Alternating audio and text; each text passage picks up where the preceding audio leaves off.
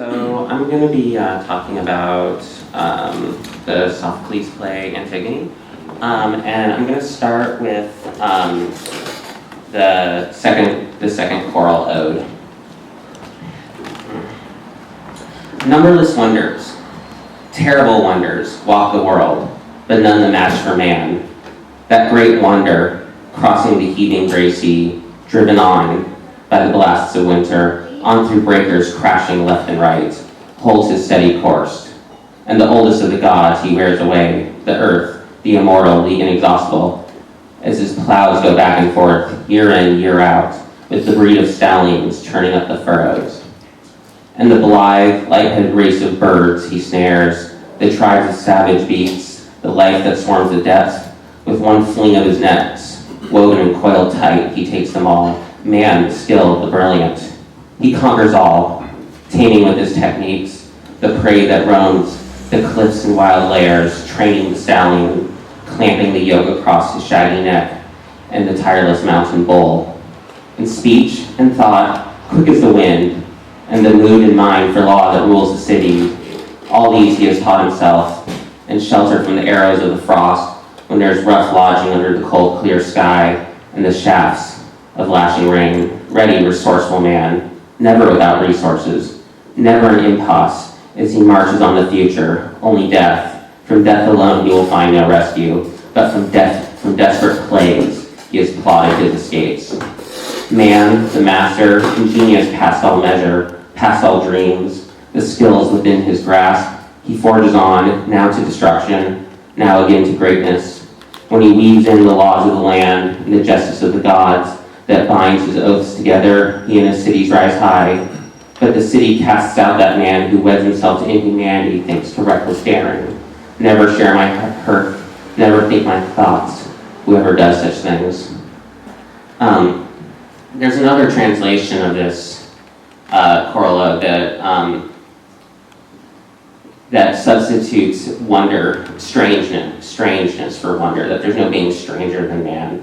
And and for me, I always feel like that really captures what I feel like the play Antigone is really about. Is everyone here familiar with the play, or most people?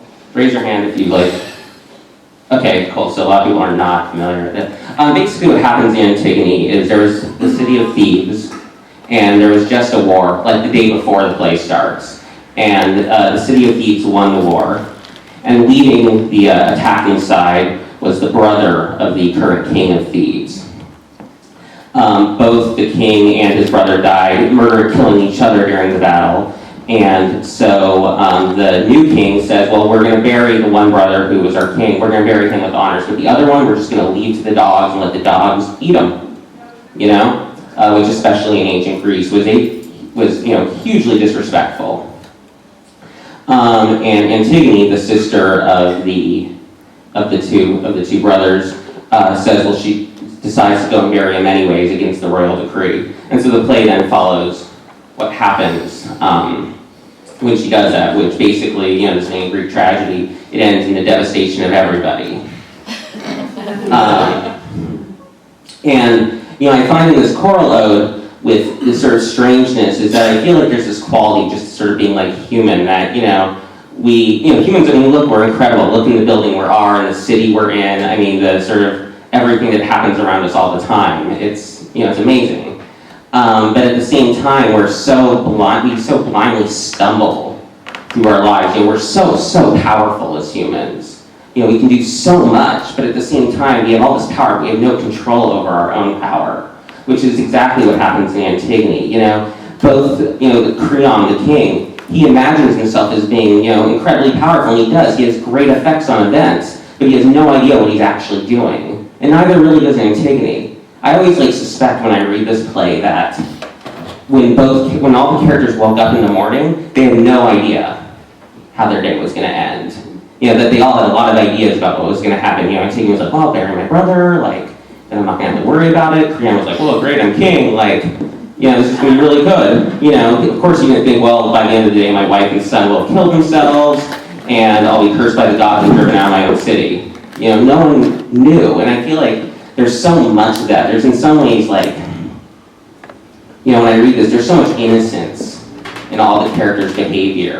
There's this quote from Heraclitus where he talks about, the world is just a child moving, like an infant, just moving pieces randomly around a game board. And I feel that's so much of just how it is sort of to be alive. It's just, we think we know what game we're playing, but we don't.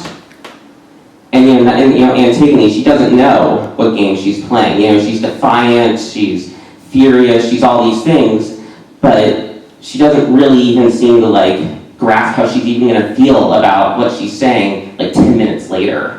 She's all ready to die, and then finally when it comes, she's like, I don't really want to do this anymore. But of course now she's gone too far. And Creon does the same thing. He says, the city's mine, I'm king, and then, 20 minutes later, he's like, I made a terrible mistake. And it's, and I think that, sometimes when people read things, they get very caught up in whatever the issues of the piece are, love versus justice, or the laws of the gods versus the laws of man, or whatever. And almost any work you read has those kind of questions in it.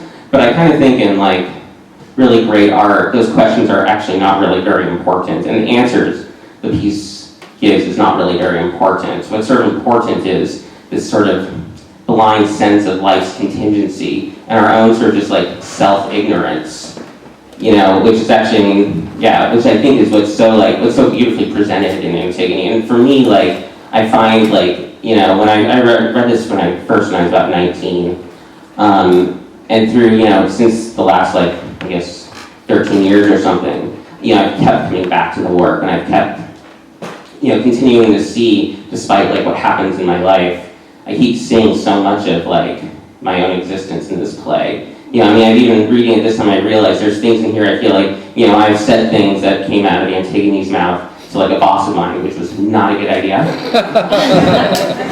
I also said things that the son of Creon says to Creon. I've said things like that to my own father, and again, I didn't really ever, in either of those situations, I didn't sort of know what I was doing. I just was doing things. Anyway, so in my own work, whatever the particular scenario is, and what I write generally is short fiction, and I'm, pretty, in some ways, pretty traditional about that. I have I try to go for clear situations, characters doing identifiable actions. I try to go for my ideal prose style would be a completely transparent one, one that just sort of disappears.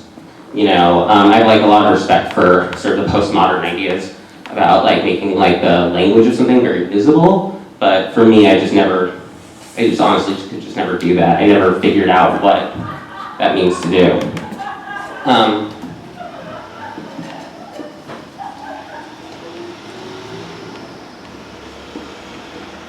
So I'm going to be reading a piece called Candyman.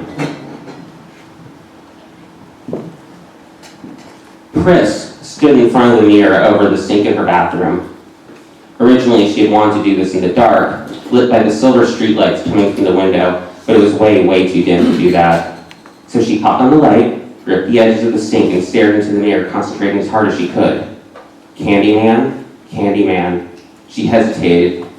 She felt as if ectoplasmic fingers were pressing her throat. Candyman, she whispered. She took a step back, her legs rigid, and moved her hands to protect her throat. This was a bad idea, she thought. He'll cut my throat, and then my brothers, mom, dad? She waited a second. She snapped her head to the side, creating an ache. She let out a sharp screech. She ran a recently pressed nail across her own throat and imagined a trickle of blood trailing after it. She stepped back to the mirror. Candyman? Candyman, Candyman, she said quickly. She pressed her palms into the sink, savoring the jets of pain that ran along her hands. She tensed her muscles until they trembled. She flipped the light on and off. She hopped up and down and lay down on the cold bathroom floor. From the open door, she could hear... from the open door, she could hear her parents talking. Her dad's voice was rapid, loud, and nasal. Her mom's always already annoyed. She rolled up and stood. She turned back to the mirror and in a sing-song recited Candyman, Candyman, Candyman, bopping her head from side to side with each word. Ugh! Pris screams. She kicks the door shut. What was that? Her mom yells. Pris leaves the bathroom. In the living room, her little brother Rocky sits cross-legged in front of the Trinitron, watching Die Hard 2. Mom stamps through the room on the cordless. No, goddamn no, never, fucking no. I want the TV, Chris said. Okay, Rocky said, like now. After my movie. Chris hit stop on the VCR, the screen turned a bright blue. Turn it back on, Rocky said, leaping to his feet. Chris spun and punched Rocky in the side of the head. He stumbled. Chris kicked him in the stomach and onto the couch. You're a bitch, I hate you, Rocky yelled.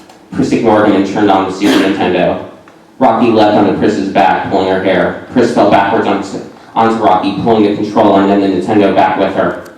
Stop it, you're such a brat, Chris said, turning, sinking her knee into Rocky's chest. Get off. Ah! Rocky screamed. His shriek was like a high-pitched alarm. What are you doing? Chris heard Dad say from behind. Slowly, she got up with Rocky, her hands up defensively. He charged under her hands, headbutting her in the stomach. Chris pushed Rocky away. You two, Christ, Dad said.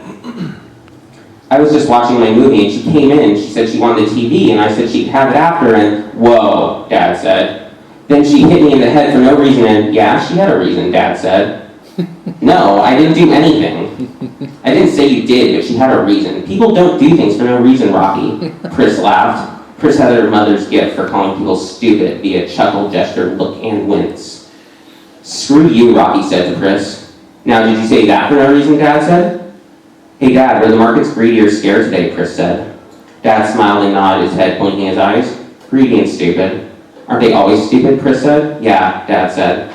I'm going to my room, Chris said, slinking out of the room. She hit me, she punched me in the head, Rocky called out as Chris walked away. Dad, do something, she kicked me. Yeah, probably, Dad said. No, I didn't, Chris yelled from upstairs. Punish her. She's already going to her room. And you know, all I saw was you guys wrestling, and then you headbutted her. I mean, that's all the evidence I have. But I told you. Yeah, you know, you should be smart like your sister. Did you see how she just started saying what I wanted to hear? Chris knows what she's doing. She hit me.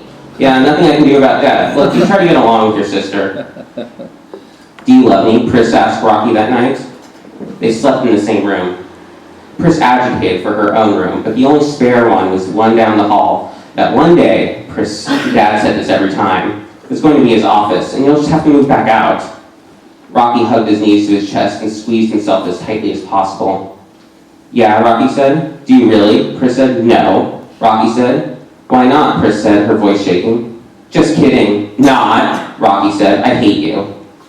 Below, Mom was yelling to the phone, her muffled voice coming through the floor. Don't say that, that's mean. Mom and Dad bought you at the swap meet. Your mom was Coco the gorilla, and she was selling you because she thought you were ugly. Mom and Dad bought you because they felt sorry for you, Rocky yelled. Shut up, Chris said. That's stupid. I'm older, and I remember when they brought you home, they called you an Eskimo baby because you had hair. Rocky ignored her. You were covered in fleas, and Coco the gorilla sold you for $20 so she could buy bananas.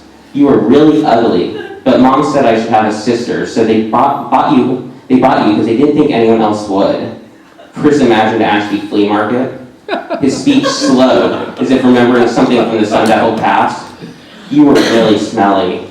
You didn't know how to be in a house. I had to teach you how to use the toilet. At first, all you eat was bananas, and you threw food around. Shut up, Chris said, rolling out of the bed into a crouch. When we cut your hair, we were surprised that you looked like a girl and not a gorilla. Sometimes you look like a gorilla. When we first got you home and you threw stuff everywhere, Mom was going to take you back. But when she tried to, Coco had already left, so we were stuck with you. Chris leapt up onto Rocky, pinning him down with her feet and beating his chest with her arms. He was limp and screeching, Coco's your mom! Coco's your mom! Your mom's an ugly gorilla! He shrieked. Chris started to cry.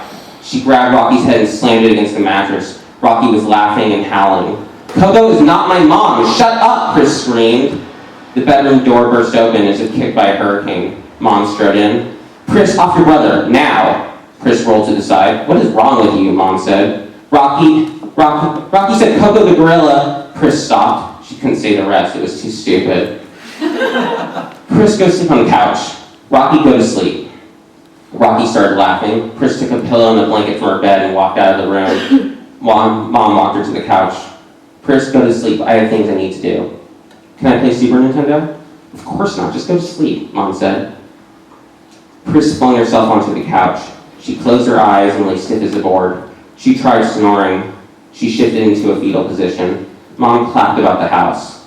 Pris settled her face into the sleepiest mask she could produce. A while later, maybe 20 minutes, maybe 40, Pris wasn't sure, she opened her eyes and got off the couch.